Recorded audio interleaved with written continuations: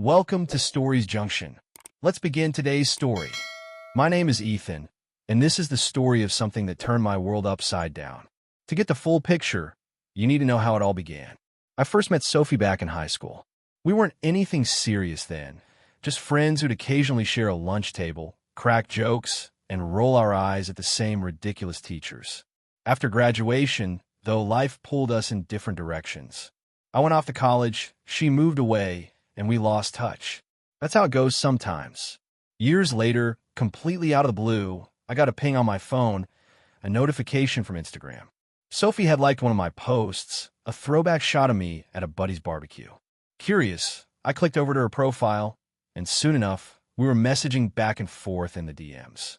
It was effortless, like no time had passed at all. We caught up on everything: jobs, families, old high school gossip we used to laugh about. The chats stretched longer each time, and it felt good to have her back in my life. After a while, we decided to meet up in person, nothing fancy, just a casual coffee to see each other face to face. That one meetup turned into another, then another, and before I knew it, we were hanging out all the time. There was this easy connection between us, like puzzle pieces clicking into place. One day, it just felt right to admit what was happening. We were dating.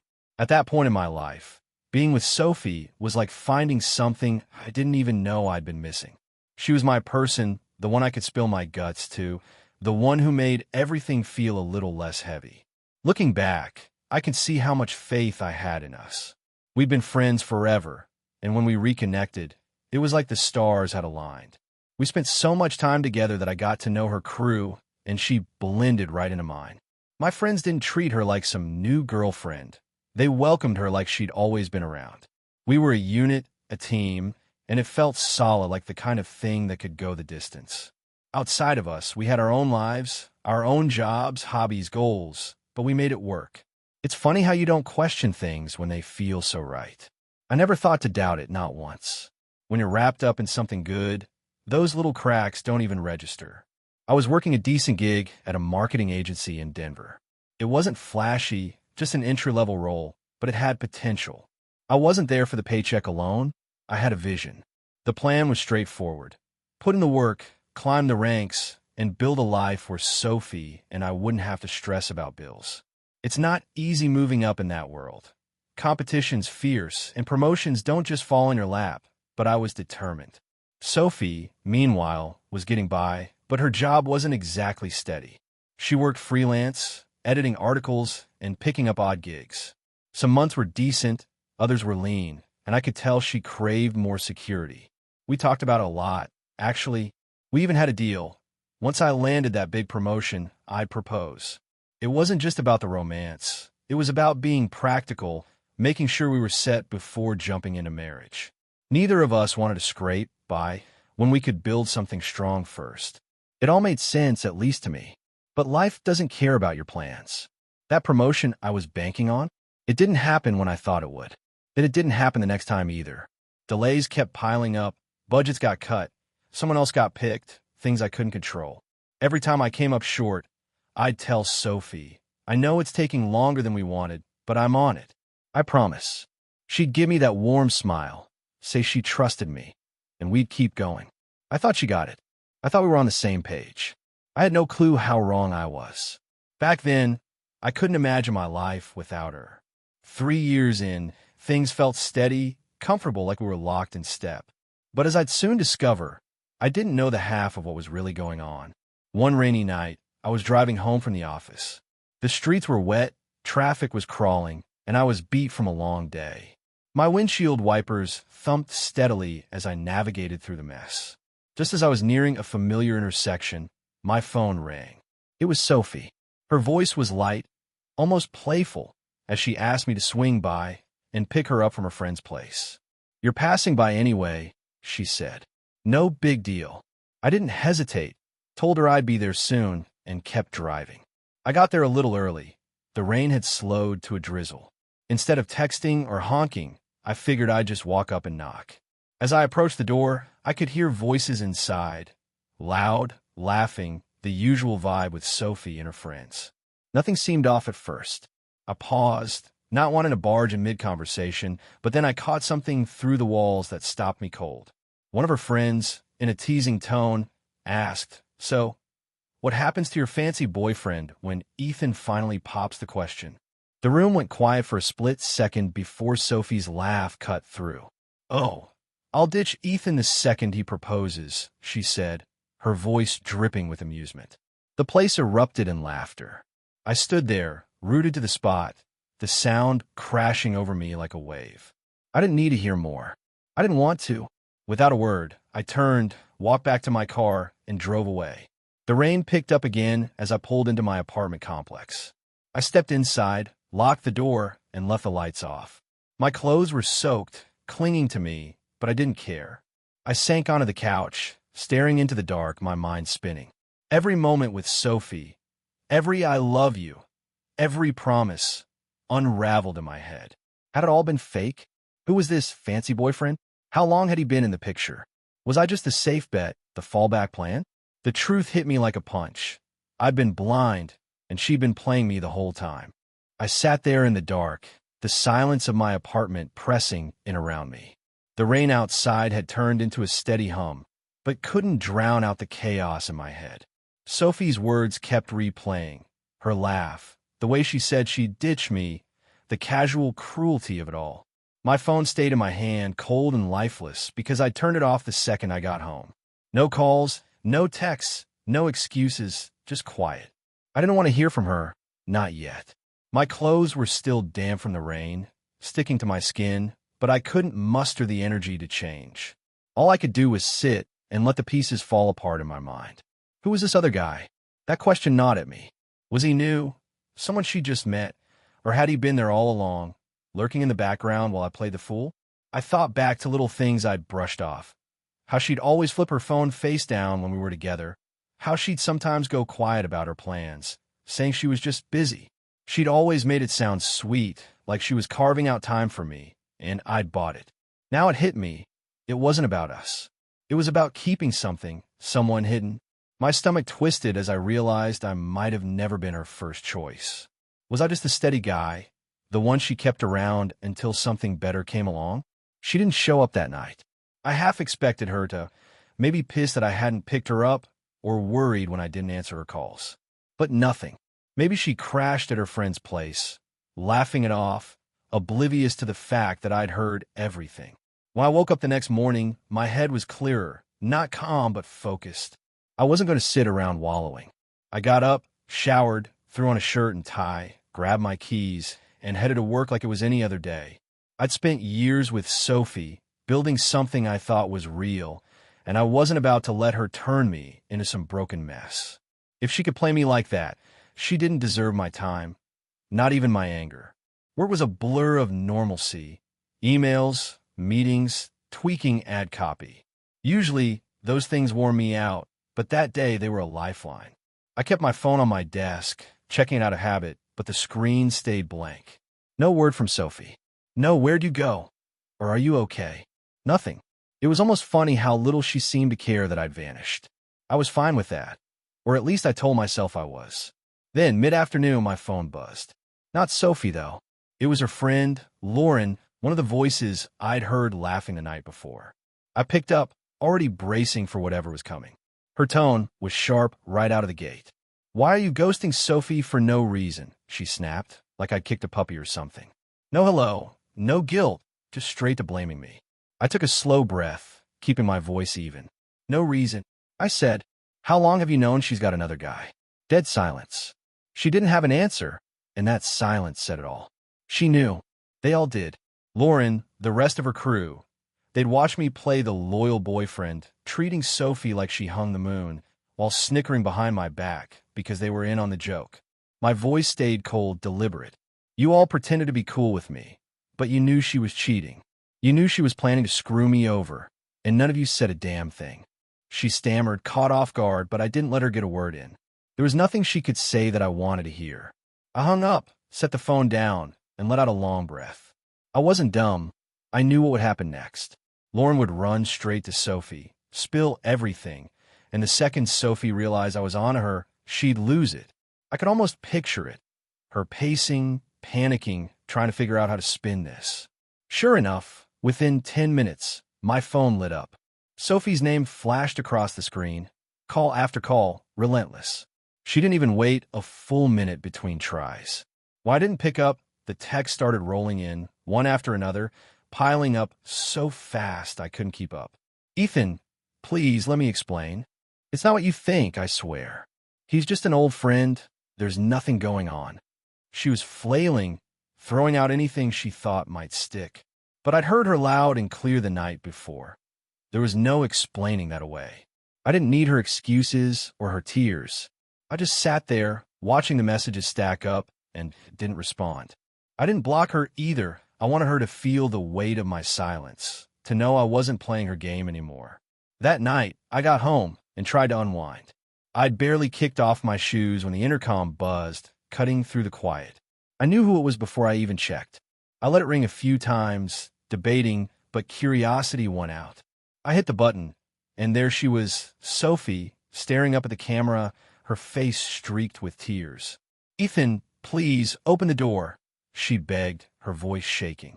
Let me talk to you. She knocked, loud and desperate. I swear it was just a stupid joke. I love you. Her words cracked, her breath hitching as she wiped her face with her sleeve. She looked wrecked, like she'd been crying for hours, but it didn't move me. I pressed the button and spoke, my voice flat. Go be with him. I'm not proposing. I'm not marrying you. There was a long pause, like she couldn't process it. Then she sobbed, a choked, messy sound, and started pleading again, swearing she'd never meant it, promising anything she could think of. I didn't budge.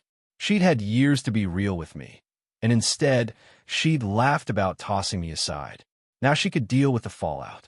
I let go of the button and walked away, leaving her out there in the cold. Sophie didn't give up easily. For hours, she stayed outside my building, alternating between banging on the door, crying into the intercom, and whispering my name like some broken record. Her voice started strong, frantic, insistent. But as time dragged on, it weakened, the knocks growing softer, the pleas more ragged. I didn't watch her through the feed after that first exchange. I didn't need to see her unravel. I could hear it well enough from where I sat. Eventually, the noise stopped. She must have realized I wasn't coming down, wasn't cracking the door open for her excuses. When the silence finally settled in, I knew she was gone. I didn't check to confirm it. I just sank back into the couch, letting the quiet wash over me. That was it. I didn't reach out to her after that night, and I didn't plan to. There was nothing left to say. She made her choices, laughing about dumping me, keeping some other guy in the wings, and I'd made mine. I could almost imagine her the next day, sitting across from her parents, fumbling through an explanation about why I'd vanished from her life. They met me plenty of times, probably figured I'd be around for the long haul. What was she going to tell them? That she got caught joking about using me? That she'd been stringing me along while she waited for someone flashier? No matter how she twisted it, there was no pretty version of the truth. But that wasn't my mess to clean up. She'd have to sit with it. The days after that were rough, I won't lie. You don't spend years with someone thinking you're building a future, only to find out it was a lie and not feel it. It messed with my head, kept me up at night, replaying every moment, wondering how I'd missed it. But as the weeks went on, I started piecing things together, pulling lessons out of the wreckage. I figured if my story could help someone else dodge the same bullet, it was worth telling. So here's what I learned, and maybe it'll hit home for you too. First, if you love someone, watch how they act when they think you're not paying attention. It's easy to buy into what they say when they're looking you in the eye. Those soft smiles, the I love yous, the promises. It feels real because you want it to be. But the truth slips out when they're off guard, when they don't know you're listening. If I hadn't overheard Sophie that night, I'd have proposed, thinking she was all in, completely blind to the game she was playing. Reality doesn't bend for your feelings. It just waits for you to catch up. That conversation was the crack that broke everything open, and I'm glad I heard it when I did. Second, loyalty and honesty outweigh time every single time. A relationship doesn't get a gold star just because it's lasted years. Sophie and I had history, high school, the reconnection, 3 solid years together, and I thought that meant something. But time doesn't make someone the right person if they're hiding who they are. Our foundation was sand, built on her lies and my trust. It was only a matter of time before it crumbled. 3 years with the wrong person doesn't turn them into the right one. It just delays the inevitable. Loyalty and honesty are what hold things together. And without them, all that history is just noise. And finally, if someone doesn't value what you bring to the table, they don't deserve your effort. I wasn't rolling in cash, but I was grinding at that agency, pushing for that promotion, making sacrifices to set us up. I had a plan, and I was in it for both of us. Sophie saw that, knew it, and still decided it wasn't enough. Instead of being straight with me, she played along, biding her time for something shinier. Love isn't a waiting game for a better offer. It's about standing by the person you're with, building something real together. If they can't see your worth, they don't belong in your life. I gave her everything I had, and she laughed it off. That's on her, not me. Work became my anchor after that. I threw myself into it, not out of desperation, but because it was something I could control. The agency was busy, deadlines piling up, and I welcomed the distraction. My boss noticed the extra hours, the sharper focus, and started tossing more projects my way. It wasn't glamorous, tweaking slogans, running analytics, but it kept my mind off Sophie. My phone stayed quiet now. No more frantic calls, no more texts begging me to listen. She'd stopped trying, and I was fine with that. I didn't need her explanations. They wouldn't change what she'd done. One afternoon, about a month later, I was grabbing coffee in the break room when my coworker Jake slid up next to me. He'd heard whispers, small office, word travels, and asked, "You good, man? Heard you and your girl split." I nodded, keeping it short. "Yeah, I'm good. It's done." He didn't pry, just clapped me on the shoulder and said, "Her loss, dude." Simple, but it stuck with me. He was right. I lost time, sure, but she'd lost someone who'd been all in. I wasn't the one who'd screwed this up. That night, I got home and cracked open a beer, flipping on the TV without really watching it. For the first time in a while, I didn't feel weighed down. The hurt was still there, dull and nagging, but it wasn't running the show anymore. I'd walked away from someone who didn't deserve me, and that felt like a win. Sophie could have her fancy boyfriend, her games, her secrets. I was done being her backup plan. Life was too short for that. The weeks turned into months, and the sharp edges of what happened with Sophie started to dull. It wasn't like I woke up one day and everything was fine. Grief doesn't work that way, especially when it's tangled up with betrayal, but I was moving forward. The apartment stopped feeling like a crime scene, just a place I lived again. I'd come home, toss my keys on the counter, and cook something simple without overthinking every corner where she used to be.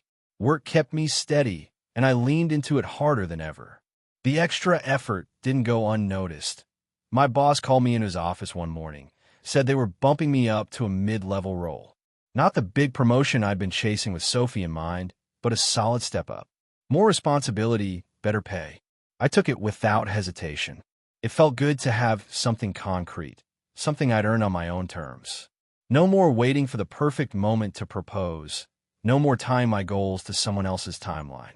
That plan, the one where I'd get the ring once I hit a certain rung on the ladder, was dead, and I didn't miss it. I started putting the extra cash into savings, fixing up my car, little things that made life mine again. Friends noticed a shift too. My buddy Ryan dragged me out to a Rockies game one weekend, and we spent the whole time yelling at the umps and laughing over beers. No heavy talks, no pity, just normal. "Good to see you back, man," he said as we left the stadium. I didn't say much, just nodded, but it hit me that I was starting to feel like myself again. Sophie faded into the background. I didn't check her Instagram anymore, didn't wonder what she was up to. Mutual friends stopped bringing her up. Either they sensed I was done talking about it, or she'd spun her own version of the story and moved on. I didn't care either way. Once in a while, I'd get a random text from someone in her circle, fishing for info or trying to play peacemaker, but I kept it short and shut it down. It's over. Let it go. That was all they got. I wasn't about to rehash the mess for anyone's entertainment. The silence from her end held steady too. No more late-night intercom pleas. No more desperation. She'd gotten the message. One night, I was scrolling through my phone, half watching some documentary, when I stumbled across a post from a guy I vaguely knew from high school, Nick. He'd been in Sophie's orbit back then, one of those loud, flashy types who always had a new car or a new story. The photo showed him at some swanky rooftop bar, arm around a girl whose face I couldn't see at first. Then I zoomed in, Sophie. She was smiling, leaning into him, all dressed up like she belonged there. The caption read something generic, living the dream, with a string of emojis. I stared at it for a second, waiting for the old ache to kick in, but it didn't. If anything, I felt nothing, maybe a flicker of pity. That was her fancy boyfriend, I guessed. Good for her. I swiped away and kept scrolling. Seeing that didn't send me spiraling. It just confirmed what I already knew. She'd been chasing something else the whole time, and I'd been collateral damage. The guy in the photo looked like the type who'd throw money around to impress, and Sophie had always wanted more than what I could give her back then. I wasn't mad anymore. I'd spent enough energy on that. Instead, it was like closing a book I'd left open too long. I didn't need to prove anything to her or anyone else. I was doing fine, better than fine, without her weighing me down. Work kept rolling, and I started picking up new habits outside of it. I joined a pickup basketball league with some guys from the office. Nothing serious, just a way to burn off steam. I'd always liked the game in school, but hadn't played in years. The first few weeks, I was rusty, missed shots, got winded fast, but it grew on me. The rhythm of it, the trash talk, the sweat, it pulled me out of my head. One night after a game, we hit a bar nearby, and Jake, the same coworker who checked in on me months back, brought up Sophie out of the blue. "You ever hear from her?" he asked, casual, like it was no big deal. I shrugged. "Nope. Saw her pop up online with some dude. Doesn't matter." He raised his beer. "To dodging bullets." I clinked my glass against his and laughed. Yeah, that's exactly what it was. The more distance I got, the clearer it became how much I dodged. Sophie hadn't just lied. She'd built a whole act around me, playing the loyal girlfriend while keeping her options open. I'd been all in, working my ass off for a future she never really wanted with me. That stung, sure, but it also lit a fire. I wasn't going to waste time on people who didn't see me for what I was worth. I started saying yes to things, weekend trips with friends, late-night diner runs, even a blind date Ryan's wife set up that didn't go anywhere, but wasn't a disaster either. Life was opening up, and I wasn't stuck in that old loop anymore. Looking back, I could have handled it differently, maybe confronted her that night, demanded answers, made a scene. But walking away felt right. She didn't deserve my energy, and I didn't need her closure. What I'd heard was enough. I kept thinking about how close I'd come to proposing, how I'd have handed her everything without knowing the truth. That's the part that still gets me. Not the betrayal itself, but how blind I'd been. Still, I got out. And now, standing on the other side, I could see it for what it was, a hard lesson, but one I'd survived. Time kept moving, and I moved with it. By the time a year had passed since that rainy night outside Sophie's friend's place, the whole mess felt like a distant memory, sharp in some spots, blurry in others, but not something that owned me anymore. I'd settled into a rhythm. Work, basketball, nights out with friends who didn't ask about her. The promotion at the agency had opened doors, more projects, a tighter team, even a small office with a window instead of a cubicle. It wasn't the corner suite I'd once dreamed of, but it was progress, and it was mine. I started running in the mornings too, just a couple miles around the neighborhood. The cold air, the steady thud of my sneakers on pavement, it cleared my head in a way I hadn't expected. I was building something new, piece by piece, and it felt good. Sophie stayed gone. No calls, no texts, no surprise visits. That photo with Nick was the last I'd seen of her online. I muted her profile after that, not out of spite, but because I didn't need the updates. Word trickled back through the grapevine once or twice. Someone said they'd seen her at a club downtown, all glammed up, hanging off the same guy. Another time, a mutual friend mentioned she'd moved to Boulder, chasing some new gig, or maybe just him. I didn't ask for details. She was a ghost now, a chapter I closed, and I was fine letting her haunt someone else's story. The lessons from it all stuck with me, though, and they've shaped how I see things now. I've thought about sharing this with people, maybe on a blog, or just over beers with the guys, because if it helps someone else spot the signs I missed, it's worth it. So here's where I landed. and maybe you can take something from it too. First, trust isn't just about what someone says, it's about what they do when they think no one's watching.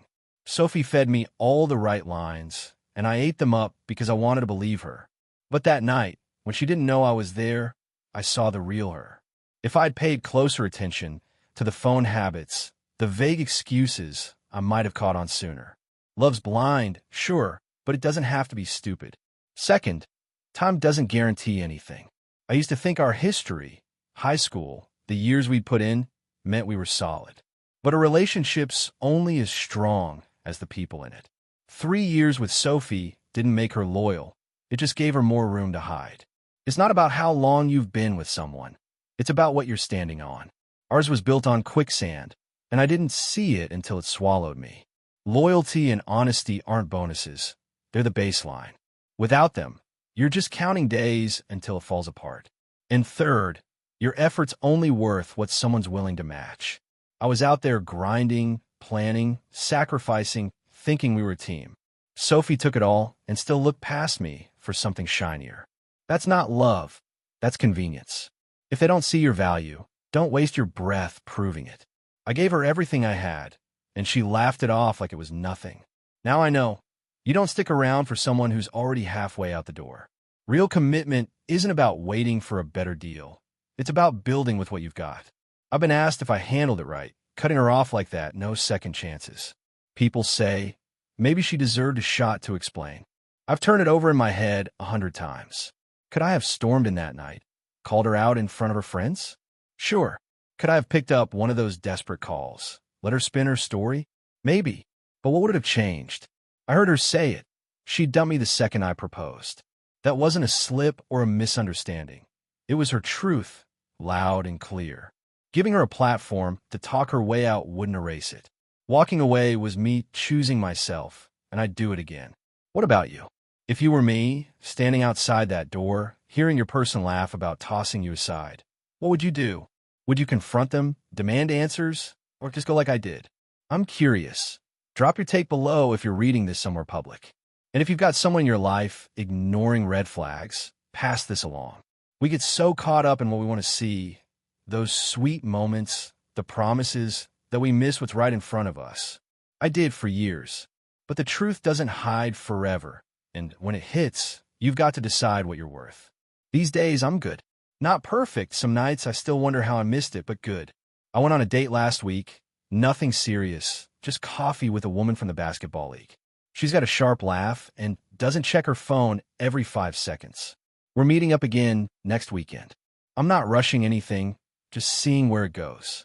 Life's quieter now, but not empty. I've got my crew, my routines, a job that's finally paying off.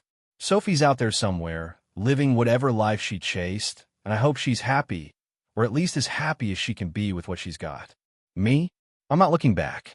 I deserved better than being her backup plan, and I'm not settling for less again. So that's my story. What's yours? Did I play it smart, or was I too harsh? Should I have given her that one last talk, or was silence the right call? Let me know. I've wrestled with it enough to want outside eyes. And if you're stuck with someone who doesn't see you, trust me, you're worth more than their games. Don't wait for the truth to slap you in the face like it did me. Walk away while you've still got your footing. You'll be all right. I am.